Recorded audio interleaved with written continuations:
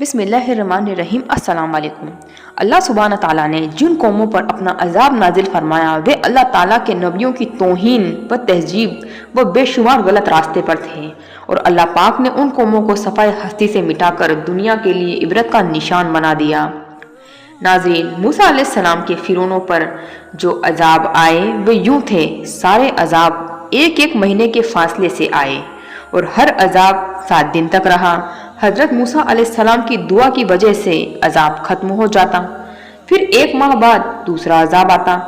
حضرت موسیٰ علیہ السلام نے اللہ پاک سے دعا کری، اے میرے رب، فرعون زمین میں بہت زیادہ سرکش ہو گیا ہے اور اس کی قوم نے ارد شکنی کی ہے، لہٰذا انہیں ایسے عذاب میں گرفت فرما جو ان کے لیے سزاوار ہو اور میری قوم اور بعد والوں کے لیے عبرت ہو۔ اللہ تعالیٰ سے دعا کے بعد اللہ پاک نے فرعونیوں پر لگاتار 5 دردناک عذاب نازل فرمائے۔ فرعونیوں پر آنے والا پہلا عذاب طوفان کا تھا، اور اس عذاب میں ایک خوفناک بادل آیا اور ہر طرف اندھیرا چھا گیا۔ پھر اس کے بعد بہت تیز خوفناک بارش ہوئی اور تمام فرعونیوں کے گھر پانی سے بھر گئے۔ پانی اتنا تھا کہ فرعونیوں کی گردن تک پہنچ گیا۔ وہ نہ تو کوئی کام کر سکتے تھے اور نہ ہی ان کے کھیت بگانوں میں وہ کوئی کام کر سکتے تھے، ہر طرف پانی ہی پانی ہو گیا۔ عذاب 7 دن تک رہا، اور اللہ پاک کا یہ معجزہ تھا کہ بنی اسرائیلیوں کے گھر اور فرعون کے گھر پاس پاس ہی تھے، پر کسی اللہ والے کے گھر پانی نہیں داخل ہو پایا۔ 7 دن بعد تمام فرعونی اللہ پاک کے نبی موسیٰ علیہ السلام کے پاس آئے اور کہنے لگے، اللہ سے یعنی آپ کے رب سے کہیں کہ یہ عذاب ختم کر دیں، ہم آپ کو یقین دلاتے ہیں کہ ہم آپ کے خدا یعنی اللہ رب العزت پر ایمان لے آئیں گے، تمام بنی اسرائیلیوں کو آزاد کر دیں گے۔ تب موسیٰ علیہ السلام نے اللہ پاک سے دعا کی، تب اللہ پاک نے اس عذاب کو ختم کر دیا۔ عذاب کے ختم ہوتے ہی مصر میں کھیتی میں اضافہ ہوا جو اس سے پہلے کبھی نہیں ہوا تھا۔ کھیتی گلوں پیداوار میں بے شمار اضافہ ہوا۔ اس بارے میں فرعونی کہنے لگے کہ یہ تو عذاب نہیں، یہ تو ہمارے لیے نعمت ہے۔ پھر سے فرعونی بغاوت پر اتر آئے اور اللہ پاک پر ایمان نہ لائے، بنی اسرائیل پر ظلم کرنا شروع کر دیا۔ اس عذاب کو ختم ہوئے ابھی 1 مہینہ بھی نہیں گزرا تھا کہ اللہ سبحانہ تعالیٰ نے ان پر ٹڈیوں کا خوفناک عذاب نازل کیا۔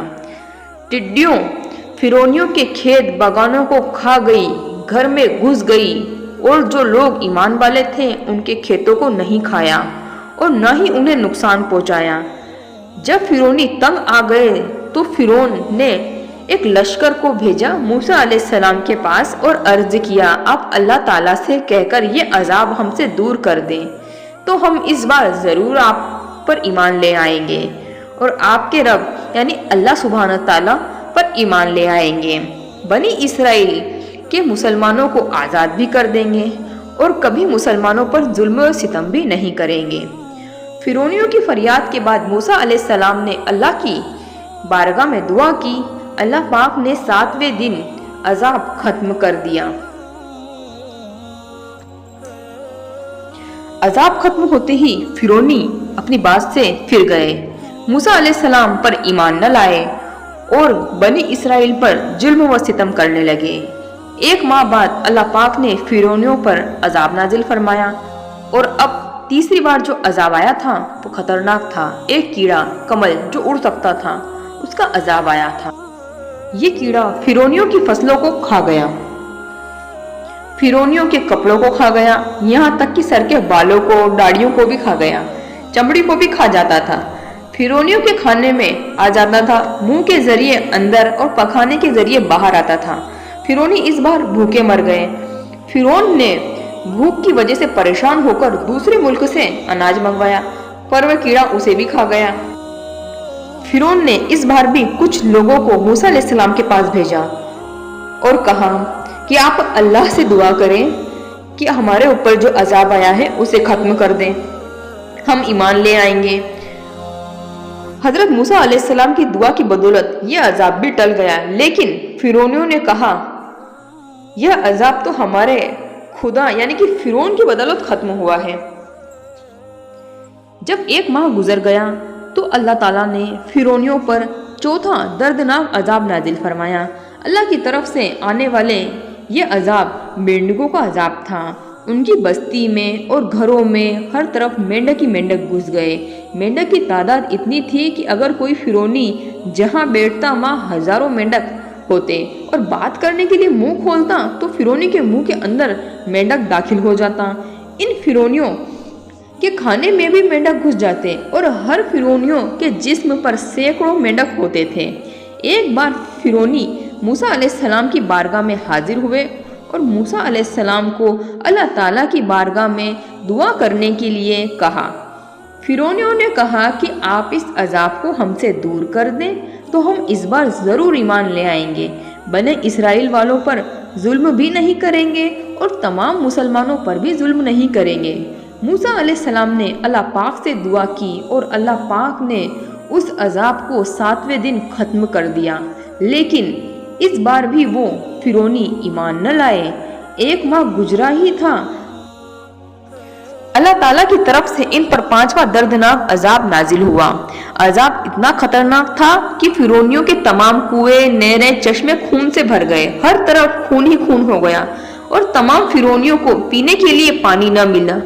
जब सभी फिरौनियों ने फिरौन से कहा तो फिरौन ने कहा ये मूसा अलैहिस्सलाम की जादूगिरी है और नजरबंदी है। तब फिरौनियों ने कहा कि कैसी जादूगिरी और कैसी नजरबंदी है, हमारे तमाम बर्तनों में खून भर गया जब मुसलमानों पर इसका कोई असर नहीं।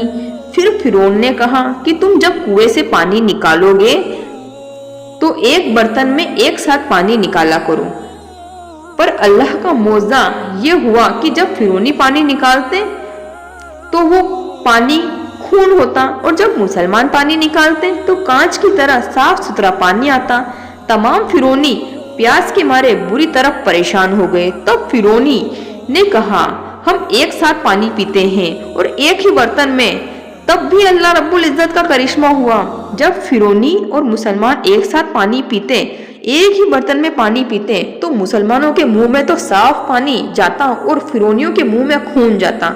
आखिरकार तंग आकर फिरौनी घास, दरख्त और पेड़ों की छाल चबाकर चूसने लगे, लेकिन अल्लाह ताला के हुक्म से वो रस भी खून में तब्दील हो जाता। जब फिरौनी इस अजाब से भी तंग आ गए तब मूसा अलैहिस्सलाम की बारगाह में हाजिर हुए और रो रो कर मूसा अलैहिस्सलाम की बारगाह में अर्ज करने लगे और मूसा अलैहिस्सलाम को ये यकीन दिलाने लगे कि अब हम ईमान ले आएंगे। अब अल्लाह पाक से दुआ करें हमें इस अजाब से निजात दिलाएं और बनी इसराइलियों के मुसलमानों पर जुल्म नहीं करेंगे। और उनकी इस गुजारिश को देखकर मूसा अलैहिस्सलाम ने अल्लाह पाक की बारगाह में दुआ करी और फिरौनियों पर से वो अजाब खत्म हो गया।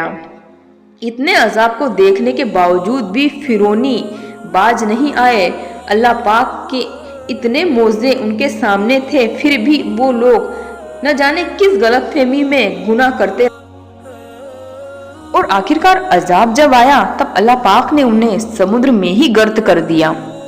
आज भी इस दुनिया में अल्लाह पाक के इतने मौजे हैं जो हमारे सामने हैं और जो हमारे ईमान को और भी ज्यादा पुख्ता करते हैं। फिरौन की लाश जो समुद्र में डूबने के बाद भी आज भी वैसी की वैसी ही है और वो कयामत तक ऐसी ही रहेगी। आपको वीडियो अच्छी लगी हो तो चैनल को सब्सक्राइब करें। मिलते हैं अगली वीडियो में। अल्लाह हाफिज।